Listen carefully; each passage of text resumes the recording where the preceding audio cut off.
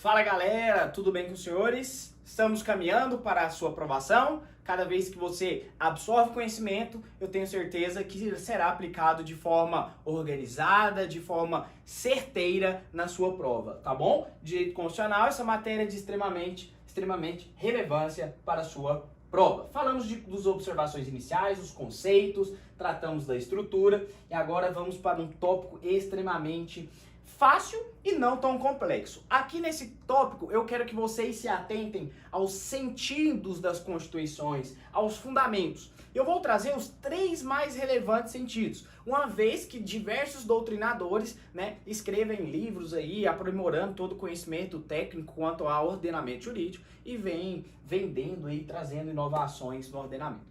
Não é esse o sentido, não é esse a conclusão, e eu quero trabalhar para vocês os mais recorrentes na sua prova, uma vez que eu estou fazendo esse curso para que você, além de ter um conhecimento técnico, além de que você possa surgir dúvidas, esclarecer outras pessoas, mas o objetivo aqui não é te formar um jurista ou te formar um excelente doutrinador. Ao contrário, é te fazer gabaritar, é te fazer ter um conhecimento razoável e suficiente para a sua aprovação. Tranquilos?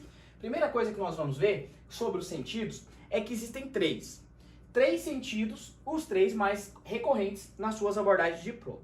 O primeiro sentido que eu quero trazer para vocês é o sentido sociológico de uma Constituição Federal. Esse sentido sociológico é abordado por um camaradinha chamado de Ferdinand Lassalle. Ferdinand Lassalle.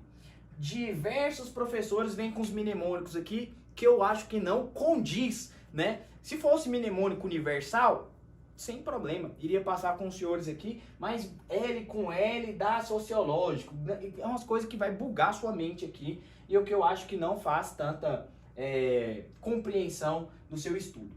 O que eu falo quanto a sentido é que vocês têm que pegar as palavras-chave. Aqui eles vão, na sua prova, eles irão inverter esses sentidos. Vai falar que um é sentido político, que Carl Smith é o sentido jurídico e não o sentido político e vice-versa.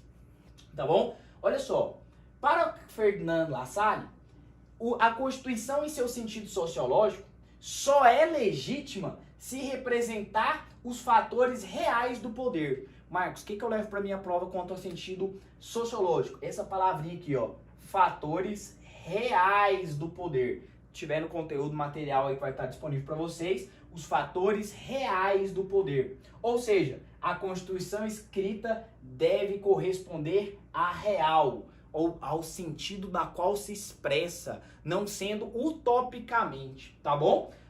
Caso contrário, será uma mera folha de papel, beleza? Se essa Constituição, então, ela não foi escrita e não estiver baseada nos casos reais, ela será uma folha de papel. Por sua vez, a Constituição real é a soma real dos fatores reais do poder que regem uma nação. Então, para Ferdinand Lassalle, Constituição, em seu sentido sociológico, é a soma real dos fatores do poder. Isso que eu quero que você leve a sua prova, tá?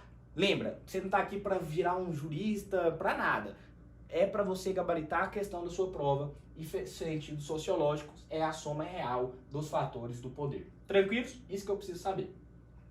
Já no sentido político, elaborado por Carl Smith, né? Vou colocar aqui, ó, sentido sociológico, SS, para Carl Smith,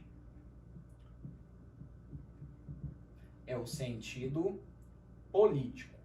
O que é esse sentido político de Constituição?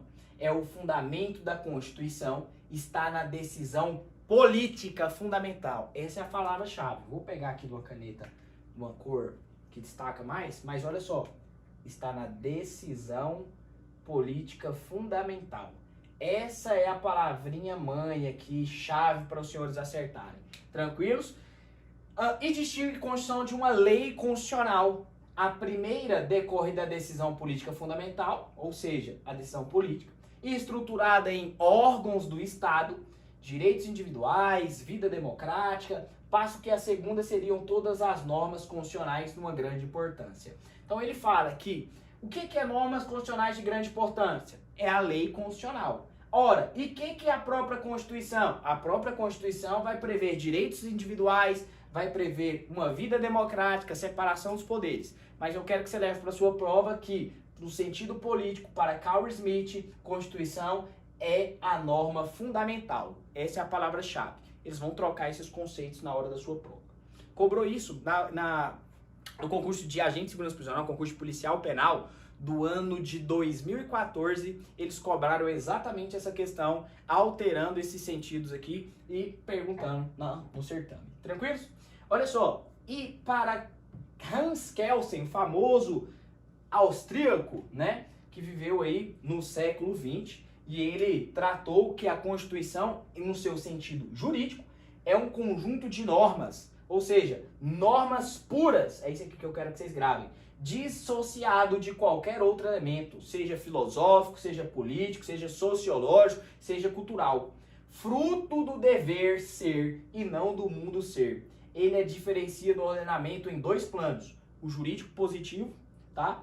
Que é o plano posto, ou deve ser o conjunto de normas jurídicas positivadas. Quando eu falo que essa norma está positivada, eu estou falando para vocês que essa norma está escrita, está positivada, está taxativa, certo? E o lógico jurídico, que é o plano suposto, tá bom? Pela norma hipotética ou fundamental, ou seja, é a criação, a elaboração imaginária do ser.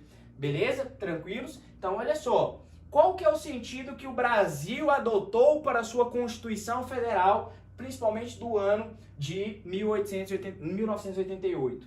Nós adotamos, tá? Segundo aí os mais diversos doutrinadores e segundo o próprio STF, que já entendeu também, que a Constituição Brasileira de 88, ela é positivada, está num conjunto pura, beleza? Num conjunto do plano posto, beleza? Da norma fática, da norma positivada, do fato, do ser. Tranquilos? E essa é a que vocês vão lembrar. E Hans Kelsen é aquele que elaborou a pirâmide de Kelsen para as normas constitucionais. Tranquilos?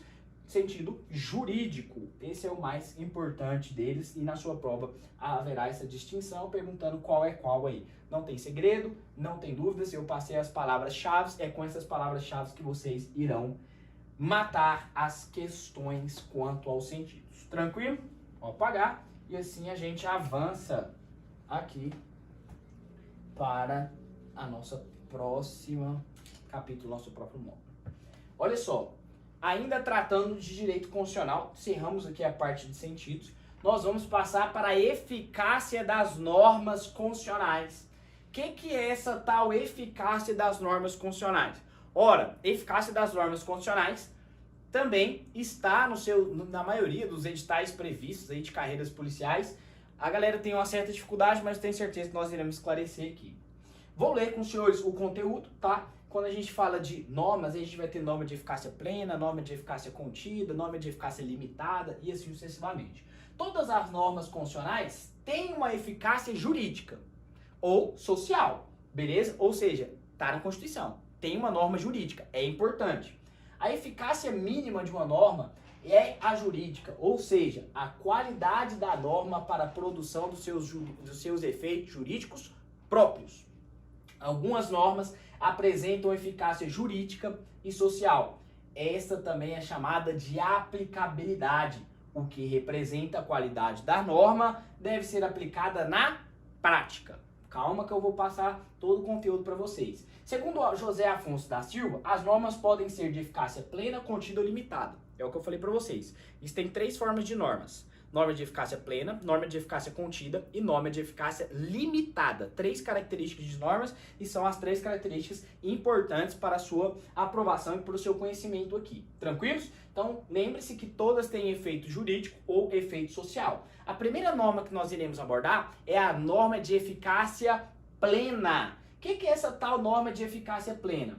No momento que essa norma entra em vigor, quando a gente fala norma, a gente está falando de lei, turma, tá? Norma é sinônimo de lei. No momento em que essa lei entra em vigor, estão aptas a produzir todos os seus efeitos. Ou seja, se eu coloquei essa norma dentro do ordenamento jurídico hoje, a partir desse exato momento, ela já tem eficácia para garantir os seus efeitos e a sua aplicabilidade num total, num todo. Tem aplicabilidade direta, imediata e integral. Olha as características. Essas características serão importantes. A norma de eficácia plena, ela tem característica plena, imediata e integral. Direta, imediata e integral. 3 características extremamente importantes. Marcos, o que é uma norma de característica plena direta? Ela não depende de norma regulamentadora para produzir seus efeitos.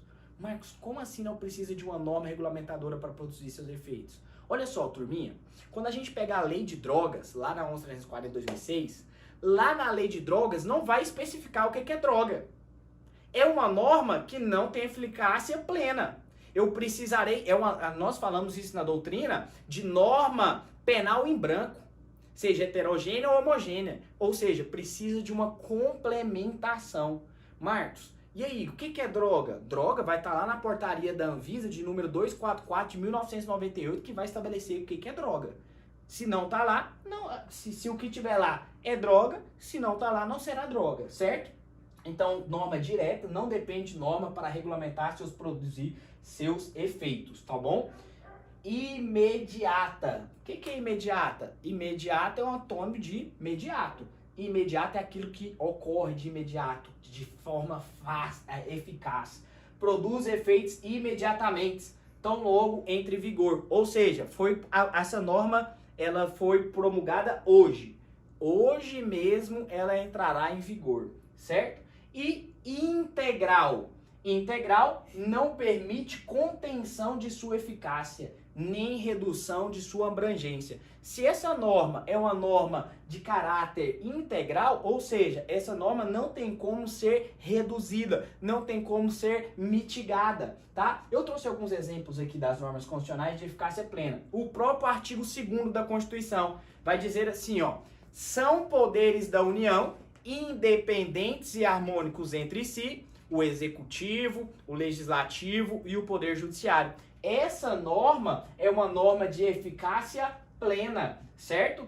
Então tá aqui, que eu acabei de ler para vocês, o próprio artigo 5º, inciso 3º da Constituição, que vai dizer o seguinte: ninguém será submetido à tortura ou a tratamento desumano ou degradante.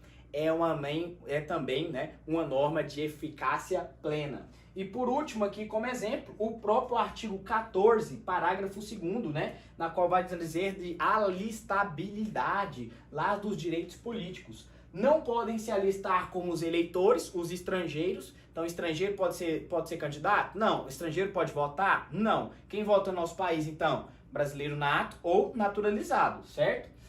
E durante o período do serviço militar obrigatório, os conscritos, tá? Conscrito também não vota e não pode ser votado. Conscrito é aquele que durante o período do serviço militar obrigatório, aquele que ele recruta. No primeiro ano dele lá, ele não exerce seus direitos políticos. Tranquilos quanto a isso? Então, essa aqui, começamos o conteúdo de aplicabilidade das normas e nós falamos de normas de eficácia plena. Na próxima aula eu vou tratar de normas de eficácia contida e limitada. Não quero deixar essa aula muito extensa para não cansar vocês. Tranquilos? Um forte abraço, eu te espero na próxima aula e até logo.